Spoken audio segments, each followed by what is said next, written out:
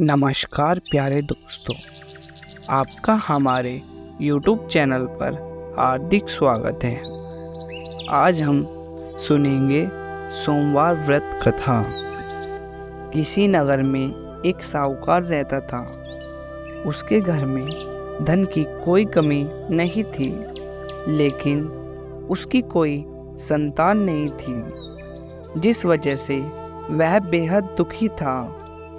पुत्र प्राप्ति के लिए वह भगवान शिव के प्रत्येक सोमवार व्रत रखता था और पूरी श्रद्धा के साथ शिवालय में जाकर भगवान शिव माता पार्वती जी की पूजा करता था। उसकी भक्ति देखकर माँ पार्वती प्रसन्न हो गई और भगवान शिव से उस साहूकार की मनोकामना पूर्ण करने का निवेदन किया। पार्वती जी की इच्छा सुनकर भगवान शिव ने कहा कि हे पार्वती, इस जग में हर प्राणी को उसके कर्मों के अनुसार फल मिलता है और जिसके भाग्य में जो हो उसे भोगना ही पड़ता है। लेकिन पार्वती जी ने साहूकार की भक्ति का मान रखने के लिए उसकी मनोकामना पूर्ण करने की इच्छा जताई। माता पार्वती के आग्रह पर शिवजी ने साहूकार को पुत्र प्राप्ति का वरदान तो दिया, लेकिन साथ ही यह भी कहा उसके बालक की आयु केवल 12 वर्ष होगी। माता पार्वती और भगवान शिव की इस बातचीत को साहूकार सुन रहा था।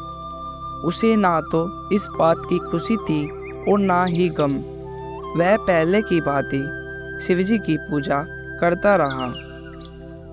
कुछ समय उपरांत साहूकार के घर एक पुत्र का जन्म हुआ। जब वह बालक 11 वर्ष का हुआ तो उसे पढ़ने के लिए काशी भेज दिया गया। साहूकार ने पुत्र के मामा को बुलाकर उसे बहुत सारा धन दिया और कहा कि तुम इस बालक को काशी विद्या प्राप्ति के लिए ले जाओ और मार्ग में यज्ञ करवाओ। जहाँ भी यज्ञ कराओ वहीं पर ब्राह्मणों को भोजन कराते और दक्षिणा देते हुए जाना। दोनों मामा भांजे इसी तरह यज्ञ कराते और ब्राह्मणों को दान दक्षिणा देते काशी की ओर चल पड़े। रात में एक नगर पड़ा, जहाँ नगर के राजा की कन्या का विवाह था। लेकिन जिस राजकुमार से उसका विवाह होने वाला था वह एक आंख से काना था। राजकुमार के पिता ने अपने पुत्र के काना होने की बात को छुपाने के लिए एक चाल सूझी। साहूकार के पुत्र को देखकर उसके मन में एक विचार आया। उसने सोचा, क्यों न इस लड़के को दूल्हा बनाकर राजकुमारी से विवाह करा दूं। विवाह के बाद इसको धन देकर विदा कर दूंगा और राजकुमारी को अपने नगर ले जाऊंगा।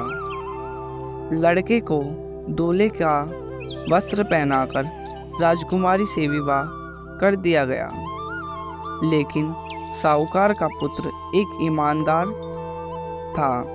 उसे यह बात न्याय संगत नहीं लगी। उसने अवसर पाकर राजकुमारी की चुन्नी के पल्ले पर लिखा कि तुम्हारा विवाह मेरे साथ हुआ है, लेकिन जिस राजकुमार के संग तुम्हें भेजा जाएगा वह एक आंख से काना है।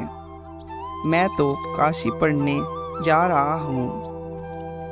जब राजकुमारी ने चुन्नी पर लिखी बातें पढ़ी तो उसने अपने माता पिता को यह बात बताई। राजा ने अपनी पुत्री को विदा नहीं किया, जिससे बारात वापस चली गई। दूसरी ओर साहूकार का लड़का और उसका मामा काशी पहुँचे और वहाँ जाकर उन्होंने यज्ञ किया। जिस दिन लड़के की आयु 12 साल की हुई उसी दिन यज्ञ रखा गया। लड़के ने अपने मामा से कहा कि मेरी तबीयत कुछ ठीक नहीं है। मामा ने कहा कि तुम अंदर जाकर सो जाओ। शिवजी के वर अनुसार कुछ ही क्षणों में उस बालक के प्राण निकल गए। मृत भांजे को देखकर उसके मामा ने विलाप शुरू किया।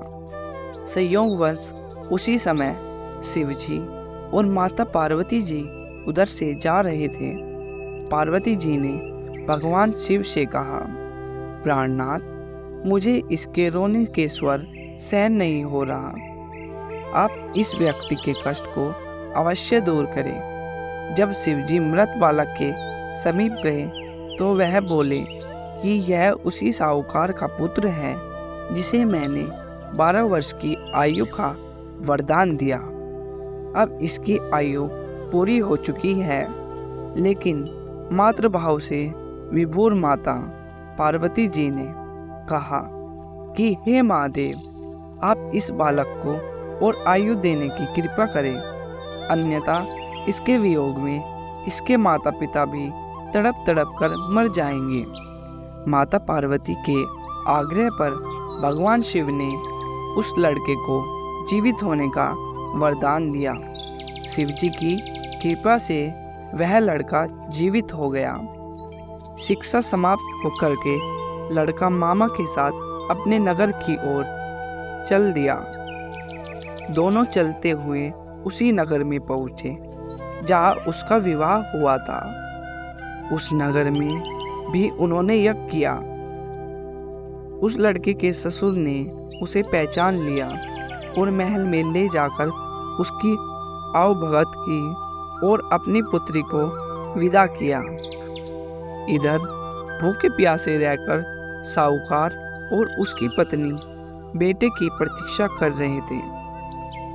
उन्होंने प्रण कर रखा था कि यदि उन्हें अपने बेटे की मृत्यु का समाचार मिला तो वह भी प्राण त्याग देंगे, परंतु अपने बेटे के जीवित होने का समाचार पाकर वह बेहद प्रसन्न हुए।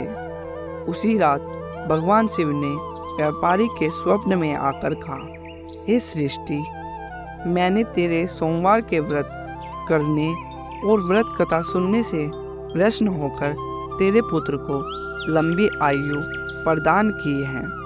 जो कोई सोमवार व्रत करता है या कथा सुनता है और पढ़ता है, उसके सभी दुख दूर होते हैं और समस्त मनोकामनाएं पूर्ण होती हैं।